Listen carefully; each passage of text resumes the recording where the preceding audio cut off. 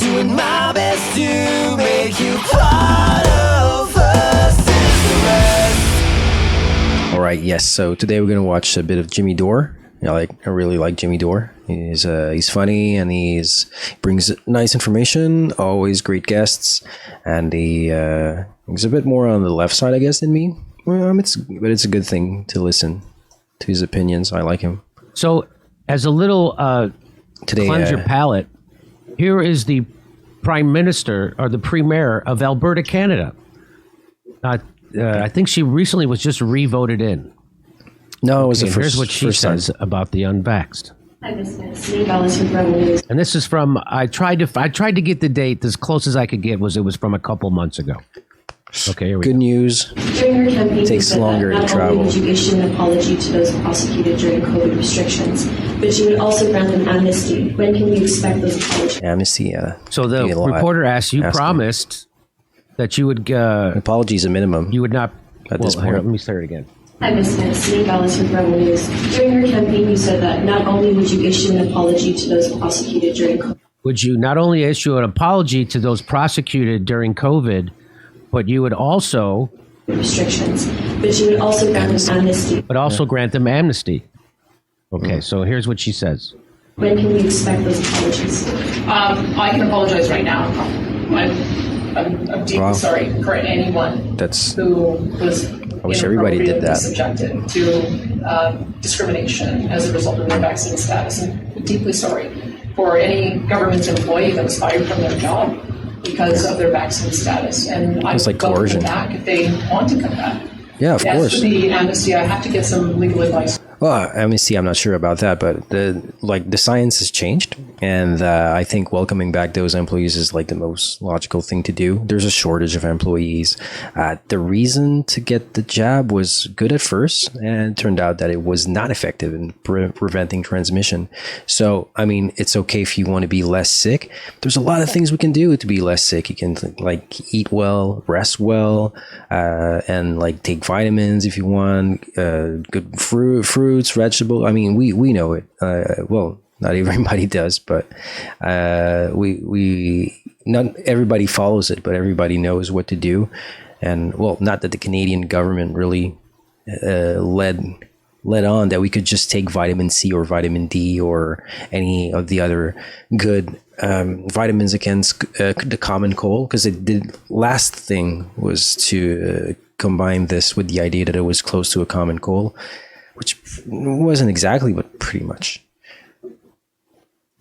And so I've already asked my staff to request that advice so I can see how we would be able to. That's a bit heavy. My view has been that these were political decisions that were made, and so I think that they could be political decisions to offer a reversal. But I do want to get some legal advice on that first. Mm-hmm. Would that also have to do with the timeline? I think she got empowered because of people who were mad about COVID. To see, if I can do it, I would. Well, not COVID, but opportunity. So COVID measures. Within the next that was the deadliest part. Was the measures. So isn't that nice? There's someone in power. Yeah, well, that's why she got apologizing for what they did to the unvaccinated and offering them their jobs back and amnesty from the stupid. It's a bit sad that in Quebec where people just voted for the same person that was really, really abusing us. And not only in the laws he made, it was and the way he was speaking to the population. It was planned manipulation from the start. I don't think he was making his texts. He was being told what to say, and I don't know. They were so nasty. They really were nasty with people, like, we're not going to get into Justin Trudeau, like calling us racist and everything for like not accepting like an untested injections. Yeah, it's like we have more tests on drug injections than that, and I would not take them. And yeah, good prosecution that they received for breaking COVID restrictions. Isn't that nice? There's someone in power actually acting responsibly and speaking plainly. Does that mean votes work? And not giving me a bunch of... don't say that to people that don't vote. A bunch of propaganda that came out of a big pharma-funded think tank. Get out their own and what hole she's supposed to say about the unvaccinated now. And who is that woman? That's Premier Danielle Smith. She was sworn in as Alberta's 19th Premier on October 11th, 2022. The Premier chairs cabinet and chooses Alberta's cabinet. Yeah, 2022. That's when she got power, like post-COVID. Now, she made news when she first got sworn in because she said this, right? I remember seeing that. The About community 2 years that ago. faced the most restrictions on their freedoms in the last year were those who made a choice not to be vaccinated. I don't think I've ever experienced a situation. I have, I guess, my- like in the 80s when it was AIDS. People, they really did a big, I don't know if it's propaganda stunt, but I mean, there's still people with AIDS today and people, they don't fear it anymore. Well, of course, medication is now more stable and everything, but still, like they were almost prosecuted. But yeah. Lifetime where a person was fired from their job or not allowed to watch their kids play hockey or not allowed to go visit a loved one in long-term care or hospital or not allowed to go get on a plane to either go across the country to see family or even travel across the border. Yeah, the excuse kind of like because we have socialized medicine, I guess, which is I think it's a good idea overall. But you got to think in a way of a system. So like if somebody is like dying and people go visit the dying person and they get sick, they're gonna cost more money to the system. And I guess that's the way they were thinking about it. They well, there's a lot of things that they could have done better to make sure that people would die less, but they did try to limit transmission, I guess. Yeah, I guess. I mean, they couldn't get away with everything. So I guess. So they have didn't been make the most sense. discriminated against group that I've ever witnessed in my lifetime. That's a pretty extreme level of Here in discrimination that we Canada, have seen. at least. Like in other countries, of course not. So, yeah. of course, she got in trouble for saying that because Why? People should be learning from history. They're the apathy of people. They're brainwashed to turn in like whoever deemed the enemy of the state. It's I don't know, like anybody. They feel so easy to control. You just tell them what to fear, and that's it. They almost don't need any like proof of that fear. Just say somebody that went to the other side of the wall and saw something evil, something that they must give their power to that person to get protection. It's a really old trick, but it works. Like humans are, I guess, pretty easy to figure out, and they know. They've been doing tests on psychology and sociology for years and years, and when you're a psychopath, you don't care about like really taking advantage of people. When you just want to get above, I mean, I guess people do it. Like I find it hard to do it. Maybe I would have a better place in life if I learned how to step on people's heads to move forward instead of letting people pass in front of you, even when you know that they're like not better or they're probably not very appropriate for the job, but whatever. because they wanted her to apologize because of all the minority groups that had been discriminated against. And what she was saying, and of course she had to say that's not what she's not trying to dismiss that. She was just saying, I don't, even during Martin Luther King's era, they did restrict in the United States. You can only go to certain washrooms, certain water fountains. Yeah, we learned lunch have counters, we learned certain nothing? restaurants, certain hotels, right? But blackness was not contagious.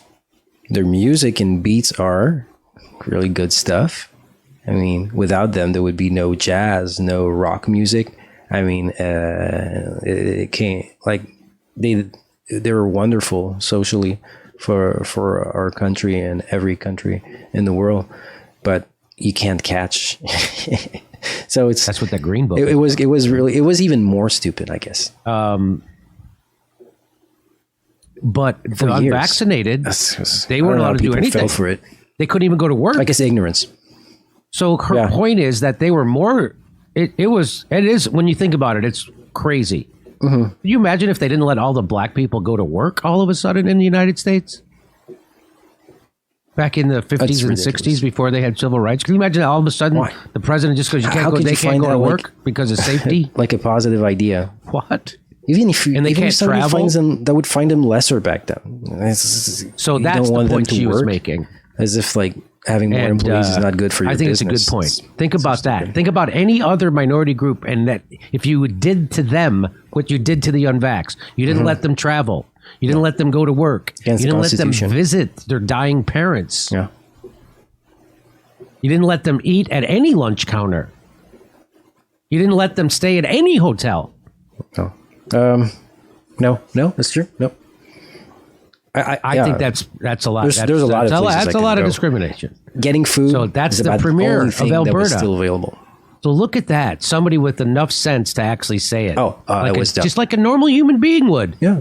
Oh, yeah. Normal human beings rarely say they're going to be wrong, even about the small things. So imagine something as big as COVID.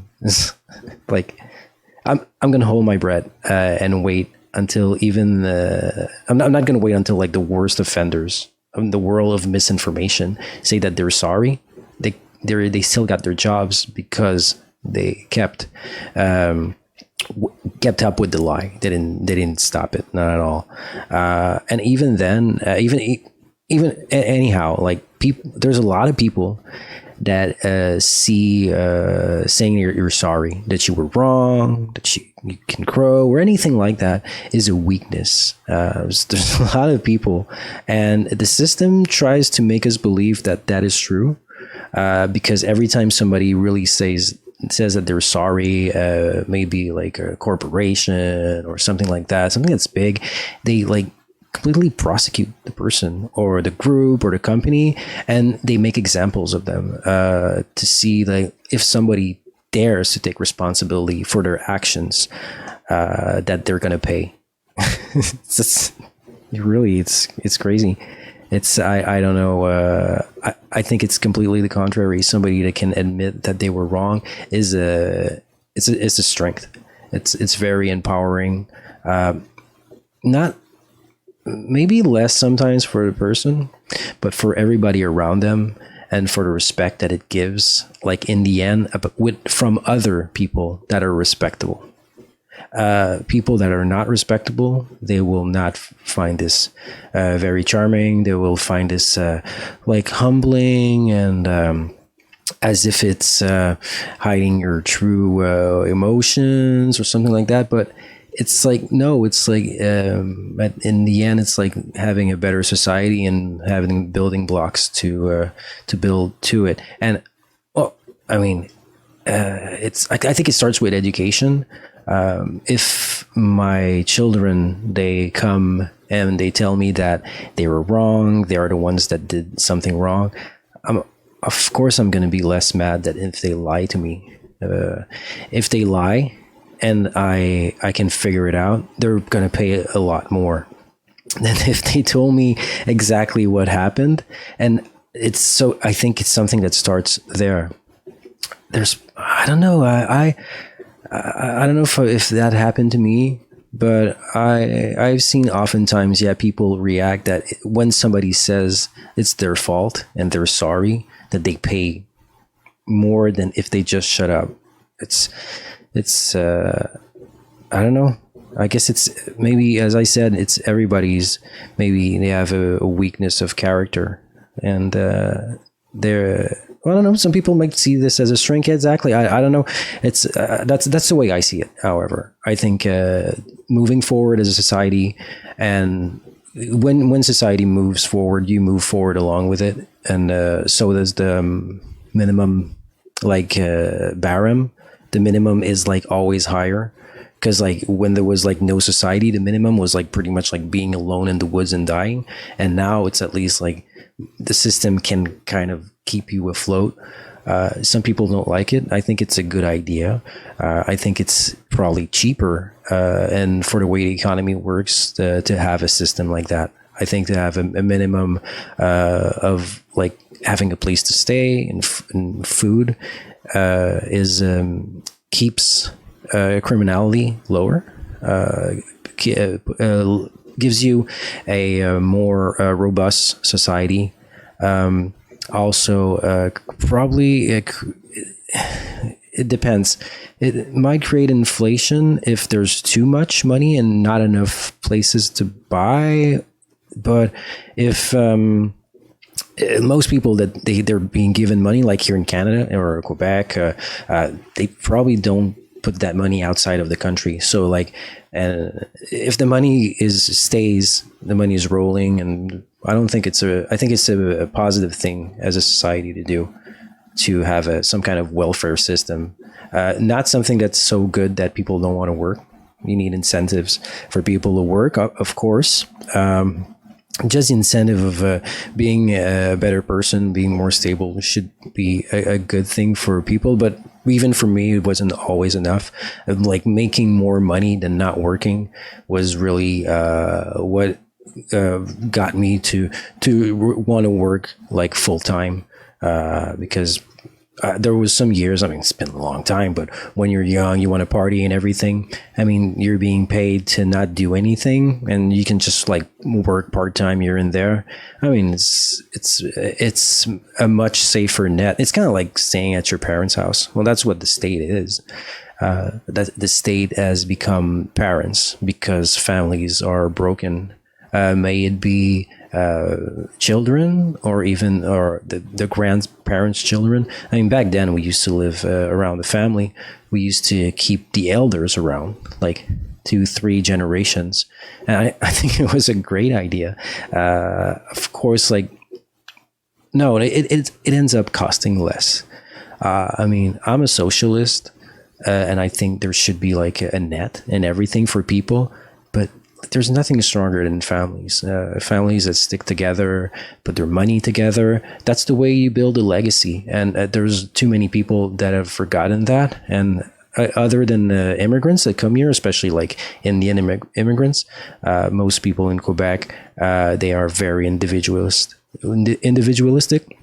and they just pay for everything that they need, and they don't share that much. I guess I'm probably guilty of it too. It's not that if somebody would want to ask me something temporarily, I would probably share, of course, unless it's something I use every day. But like back then, I don't know. I guess there was a really a cut. There was a thing in Quebec called Révolution Tranquille. It's I guess a tranquil revolution. It's a slow paced revolution. People in Quebec, they are not really people of action and not very aggressive. Most of them. Before religion had a really a big clutch on not only the people, on values, and even the government.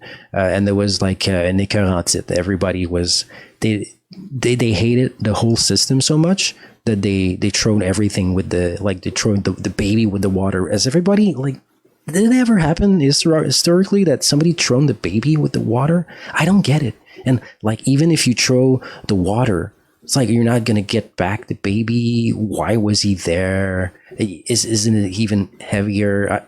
Anyway, so yeah, and we in Quebec, like, they threw out everything. So we threw out the values, like everything that was counter to religion became like almost a normal culture.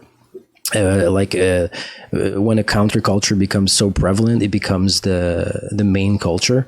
And I think it happened like really quickly compared to other generations. So there was a big cut, and so people like I guess it started in like the 60s, and so like most people born from the 50s and over, they live with this new system, and this new system is very good to for the government to keep power upon the people, and to make corporations even bigger. It's good for the economy, but it's bad for values. It's bad for stability of emotions. I think it creates a lot of anxiety and other problems in people. I don't know, like, it's indirectly, like people Like when families are stronger, people are stronger, and it's a better safety net to have a good family than the government. Yeah, definitely. So yeah, let's go on with It's the not video. in a cult, because that's what COVID was, a cult. Oh, definitely. And there's a lot of people still in it. Hey, everybody, only $10 goes. I don't know. There's still people really in the cult. There's a lot of people that will never say they're sorry or anything like that. But I think most people they don't regret taking it, but they figured out that it really didn't give them anything. There was so many differences between even when there was like no treatments available. There was some people that were they had no symptoms at all, and other people that were dying from the same the same virus, or so to say, same disease. I guess that's more direct. It's easier to debate that it's a disease than a virus. But yeah, so how can you say that, oh, suddenly when you're vaccinated, you got like 50% more defense against going to the hospital and everything? I mean, you can play around with numbers and everything. And I mean, maybe it adds up. Maybe there's, but the results came so fast to tell us that, oh, I mean, you're going to have less chances of going to the hospital if you take the jab, and it sounded like a good idea, even especially for the system. If you're thinking like socialists here, and everybody that's using a bed is costing the system, and so they wanted to evade that. I think a lot of people in the government believed in the product. They felt legitimate to believe that having everybody taking it was the best idea, the lesser evil, and I'm pretty sure. No, I'm quite convinced today that they were wrong. I knew back then, but I wasn't convinced. I was expecting it. I was saying it to everybody. And I mean, I've probably lost a couple of friends. Nobody came to me directly and said I was wrong or that much, but there was some people that I saw leaving from what I posted on my social media accounts. Well, whatever. If they want to say they're sorry, I'll take them back. I don't know. See my new stand. All right, so see you next video. Ciao. Versus the rest.